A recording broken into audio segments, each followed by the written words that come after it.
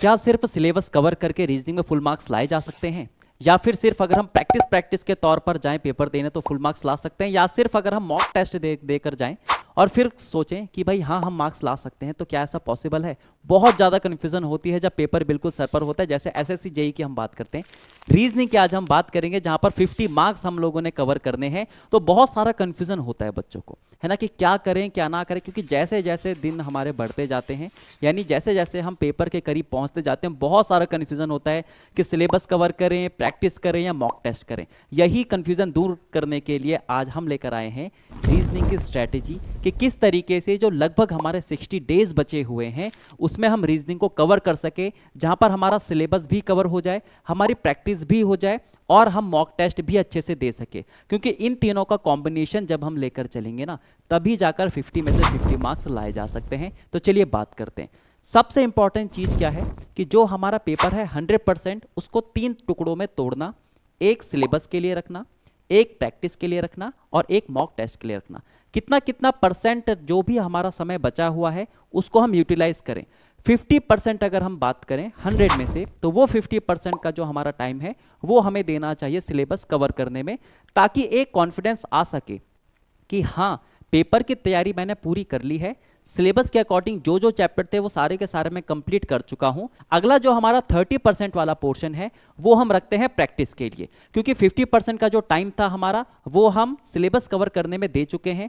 अब जो 30% टाइम है वो हम प्रैक्टिस में देंगे, ताकि और अच्छे से उसके कॉन्सेप्ट को हम समझ सके और अच्छे अच्छे क्वेश्चन हम उसके कर सके, क्योंकि जितने ज़्यादा क्वेश्चन हम करेंगे उतना ज़्यादा और कॉन्फिडेंस बूस्ट होता है। चलिए 2 पोर्शन की हमने बात कर ली है, प्रैक्टिस भी हमने कर ली है, सिलेबस भी कवर हमने कर लिया है। अब आता है सबसे इंपॉर्टेंट पोर्शन, वो है 20% का, जो लास्ट में हम किसको देते हैं, मॉक टेस्ट को। सबसे जरूरी है, क्योंकि हमने सिलेबस कवर कर लिया, हमने प्रैक्टिस कर ली, लेकिन अभी तक अपने आप को एनालाइज नहीं करा, अभी तक अपने आप को हम जान ही नहीं सके कि जो चीजें मैंने अभी तक पढ़ी हैं, सिलेबस जो मैंने कवर करा है, प्रैक्टिस जो मैंने कवर करी है, क्या वो एग्जाम के लिए काफी है या नहीं है। ये सारी के सारी चीज कौन बताता है, मॉक टेस्ट बताता है। तो इन तीनों चीजों का ही हमने क्या करना है, कॉम्बिनेशन करना है। तो परसेंटेज के हिसाब से मैं आपको बता चुका हूं कि कैसे कैसे करके आप अपनी स्टडी को 3 पार्ट में तोड़ सकते हो और मैक्सिमम मार्क्स जो आप लोगों ने सोचे हुए हैं उसको आप लोग क्या कर सकते हैं, कवर कर सकते हैं। अब बात करते हैं कि कितने दिन हमारे पास बचे हुए हैं। एसएससी जेई की अगर हम बात करें तो भाई एग्जाम की डेट आ ही चुकी है,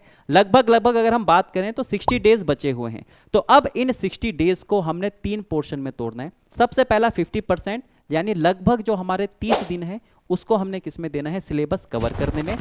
नॉन वर्बल, वर्बल आपको भी पता है रीजनिंग के 2 पोर्शन होते हैं, नॉन वर्बल और वर्बल।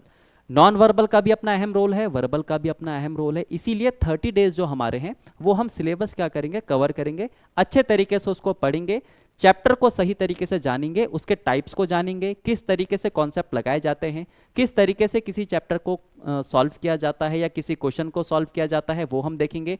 ठीक है, तो लगभग 30 डेज हो चुके हैं और अभी तक हम अपना सिलेबस कवर कर चुके हैं। अब बात आती है 30%, यानी 18 दिन जो हमारे बचे हुए हैं, ये 18 दिन हम किस में लगाएंगे, प्रैक्टिस में, क्योंकि सिलेबस कवर कर चुके हैं, प्रैक्टिस अब बहुत जरूरी है। प्रैक्टिस क्या करती है, थोड़ी बहुत स्पीड आपकी बढ़ाकर देती है, जो चीजें छूट गई थी हल्की फुल्की वो प्रैक्टिस में क्या हो जाती है, कवर हो जाती हैं। अब बात आती है अपने आप को आजमाने की कि भाई इतना जो हमने समय दिया है, 48 दिन के आसपास जो हम लोगों ने दे दिया है, क्या हम पेपर देने लायक हुए हैं या नहीं हुए हैं।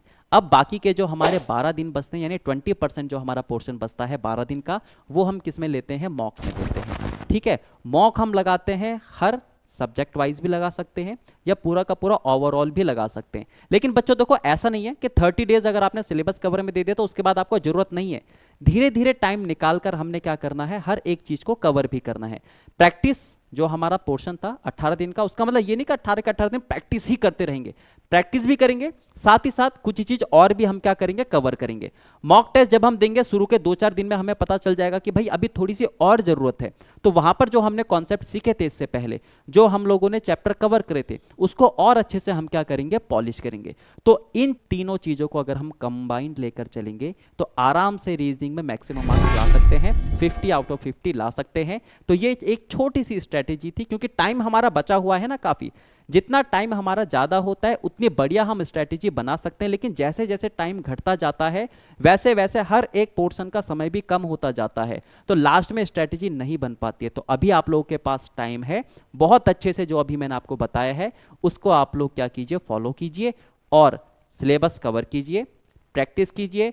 जब तक आप मॉक टेस्ट में आओगे तब तक बहुत सारी चीज़ें आप लोग की क्लियर हो जाएगी। और अभी तक अगर आप 20-25 नंबर ला सकते थे या 30 मार्क्स तक आप लोग पहुंचते थे, इन दो चीज़ों को अगर कवर करोगे तो आराम से 45 प्लस आप लोग मार्क्स ला सकते हो।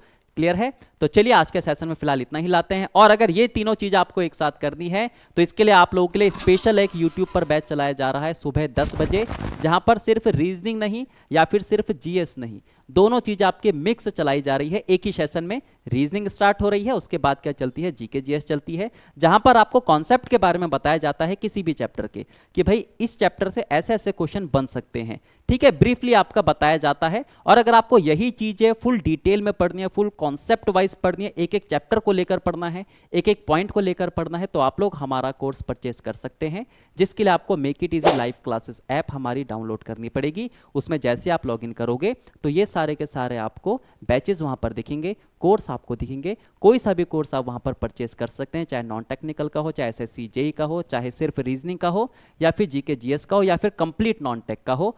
कोई भी कोर्स आप अपने हिसाब से परचेस कर सकते हैं। तो ऑल द बेस्ट। जो स्ट्रेटेजी आपको बताई है वो अच्छे से फॉलो कीजिए और नॉन टेक्निकल वाले पोर्शन में 50 में से 50 मार्क्स लाइए रीजनिंग में। ओके, थैंक यू बच्चों, मिलते हैं ऐसे ही किसी और सेशन में जहां पर आपको और बढ़िया बातें बताई जाएंगी।